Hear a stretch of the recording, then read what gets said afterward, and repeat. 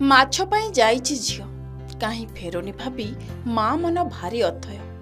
କ'ଣ ହେଲା, କିଛି ଅଘଟଣ ଘଟିଲା କି ଭାବି ଭାବି ମା ମନକୁ ପାପ ଛୁଉଁଥାଏ। ଅଧା ଘଣ୍ଟା ପରେ ଆଉ ମା ଥୟ ଧରି ରହିପାରିଲାନି, ବାହାରିଗଲା ଝିଅକୁ ଖୋଜିବା ପାଇଁ। କିନ୍ତୁ ଝିଅ କୁଆଡ଼େ ଗଲା? ଏ ପାଖ ସେ ପାଖ ହୋଇ ଚାରିଆଡ଼େ ଚାହିଁଲେ, ଖୋଜିଲେ। ଆଉ ତାପରେ ସମସ୍ତଙ୍କ ଘରକୁ ଯାଇ ସିସିଟିଭି ଚେକ୍ କରାଗଲା। ସିସିଟିଭିରେ ଦେଖିବାକୁ ମିଳିଥିଲା ଝିଅ ଚାଲି ଚାଲି ଯାଉଛି, ଆଉ ଆଗରେ 2 ଜଣ ମହିଳା ପୁରୁଷ ମଧ୍ୟ ଯାଉଛନ୍ତି। ସଙ୍ଗେ ସଙ୍ଗେ ଯାଇ ମଞ୍ଚେଶ୍ୱର ପୋଲିସକୁ ଖବର ଦେଲେ, ଆଉ ତାପରେ ହୋଇଥିଲା ତନାଖନା। ତେବେ ପୁରା ଘଟଣାଟି ହେଉଛି ମଞ୍ଚେଶ୍ୱର ସମେଇଗାଡ଼ିଆ ଅଞ୍ଚଳରେ ନିତ୍ୟାଞ୍ଜଳି ବେହୁରିଆ ନିଜ 12 ବର୍ଷର ଝିଅ ସହିତ ଭଡ଼ାରେ ରୁହନ୍ତି। ସ୍ୱାମୀ ବାହାରେ ରୁହନ୍ତି। ଝିଅଟି 6ଠ ଶ୍ରେଣୀରେ ପାଠ ପଢ଼େ। କ୍ଲାସରେ ଭଲ ମାର୍କ ରଖି ସମସ୍ତଙ୍କର ମନ ଜିଣିଥିଲେ। ଘଟଣା ଦିନ ମା ସକାଳ 8:30ଟାରେ ପଠାଇଥିଲେ ଝିଅକୁ ବଜାରରୁ ମାଛ କିଣି ଆଣିବାକୁ।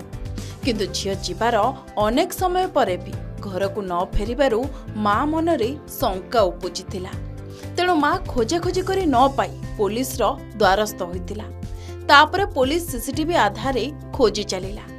12ରୁ 13 ଘଣ୍ଟାର ଅପରେସନ ପରେ ପହଞ୍ଚିଥିଲା କୁନି ଝିଅଟି ନିକଟରେ।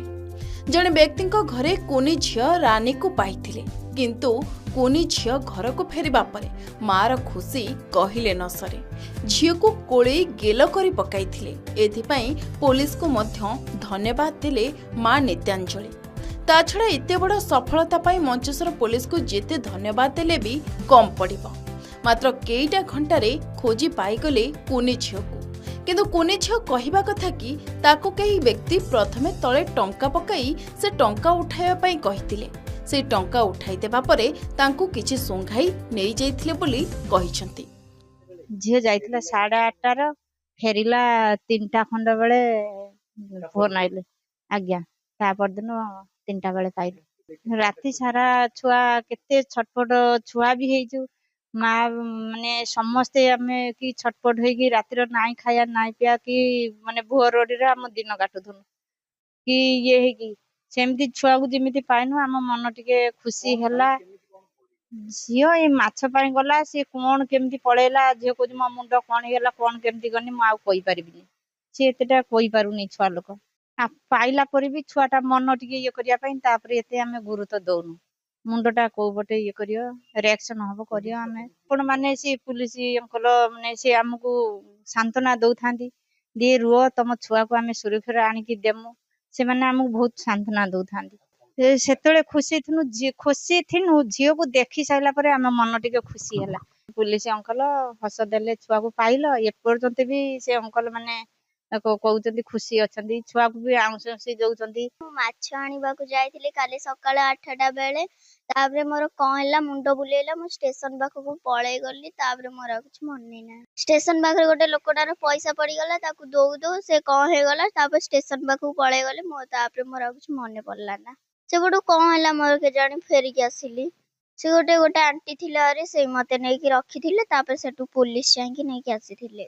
ମୁଁ ସେତେବେଳେ ବି କିଛି ଜାଣିନଥିଲି, ମୋର ବି ଏବେ କିଛି ମନେ ବି ପଡୁନଥିଲା, ମନେ ବି ନାହିଁ ମୋର ଏବେ କିଛି। କାଲି ଦିନ 8:30 ବେଳେ ହଜିଥିଲା। ତ ଆମେ ପୁଲିସରେ ମଞ୍ଚେଶ୍ୱର ଥାନାରେ କମ୍ପ୍ଲେନ୍ କରିଥିଲୁ। ତ ଝିଅ ମିଳିଲାନି। ତ ଆଜି ଦିନ 2:30 ବେଳେ କଲ୍ ଗଲା ଯେ ଥାନାରୁ, ଆପଣ ଝିଅ ମିଳିଯାଇଛି, ଆପଣ ଥାନାକୁ ଆସନ୍ତୁ। ଝିଅ କେଉଁଠୁ ମିଳିଛି ସେଇଟା ସଠିକ ମୁଁ ଜାଣିନି। ମଞ୍ଚେଶ୍ୱର ରାଇସାରେ ମିଳିଛି ବୋଲି କହୁଛନ୍ତି। ତ ମଞ୍ଚେଶ୍ୱର ଥାନାର ଯେଉଁ ସାର୍ମାନେ ଅଛନ୍ତି ତାଙ୍କୁ ବହୁତ ବହୁତ ଅଶେଷ ଧନ୍ୟବାଦ ଦେବି। ଯେତେ ଧନ୍ୟବାଦ ଦେଲି ବହୁତ କମ୍। କାହିଁକି ଆମ ପରିବାର ଗୋଟେ ଖୁସି ସିଏ ଆମକୁ ଦେଇଛନ୍ତି। ଆଉ ଯେତେ ଧନ୍ୟବାଦ ଦେଲେ ବି ଆମ ପାଇଁ ବହୁତ କମ୍ ହବ। ସେ ଏମିତି ଆମକୁ ସାହାଯ୍ୟ କରିଛନ୍ତି, ବହୁତ ଧନ୍ୟବାଦ ତାଙ୍କୁ ଦେବ। ଝିଅ ଡରିକି ଯାଇନି, ଝିଅ ଯାଇଛି। ଝିଅ କହୁଛି ମୁଁ ବାଟ ପାଇନି, ମୁଁ ସିଆଡ଼କୁ ପଳେଇ ଯାଇଥିଲି। କାଲି ଦିନ 8:30ରେ ଗଲାଣି, ଆଜି 2:30ରେ ମିଳିଲା ଝିଅ। ହଁ, ଏବେ ଆମେ ବହୁତ ଖୁସି। ଆଉ ମଞ୍ଚେଶ୍ୱର ଥାନା ପୁଲିସ ସାର୍ଙ୍କୁ ବହୁତ ବହୁତ ଧନ୍ୟବାଦ, ଅଶେଷ ଧନ୍ୟବାଦ। ତେଣୁ ପ୍ରତ୍ୟେକ ବାପା ମାଙ୍କୁ ଅନୁରୋଧ, ସମସ୍ତେ ନିଜ ଛୁଆ ଝିଅ ପୁଅ ମାନଙ୍କୁ ନଜର ରଖନ୍ତୁ। ବାହାରକୁ ଏକା ଯିବାକୁ ଦିଅନ୍ତୁ ନାହିଁ। ସବୁ ସମୟରେ ସବୁ ନାବାଳିକା ନାବାଳକ ମାନଙ୍କୁ ଅଜଣା ଲୋକଙ୍କ ନିକଟକୁ ଯିବାକୁ ବାରଣ କରନ୍ତୁ। ବାହାରକୁ ଗଲେ ଯଦି କାହାକୁ ସନ୍ଦେହ ହେଉଛି ତେବେ ସେ ସ୍ଥାନ ତୁରନ୍ତ ଛାଡ଼ିବାକୁ ପରାମର୍ଶ ଦିଅନ୍ତୁ। ସଚେତନତା ବାର୍ତ୍ତାଟିକୁ ସମସ୍ତଙ୍କ ସହିତ ସେୟାର କରନ୍ତୁ, ଯାହାଫଳରେ ସମସ୍ତେ ସତର୍କତା ଅବଲମ୍ବନ କରିପାରିବେ। କାହିଁକି ନା ଏମିତି ବହୁତ ଘଟଣା ଘଟିଲାଣି। ଆଗକୁ ସତର୍କ ରହିଲେ ଛୁଆ ଚୋରି ରୋକି ହେବ। ଭୁବନେଶ୍ୱର ରାଜାଙ୍କ ରିପୋର୍ଟ, କେ ନ୍ୟୁଜ୍ ଓଡ଼ିଶା।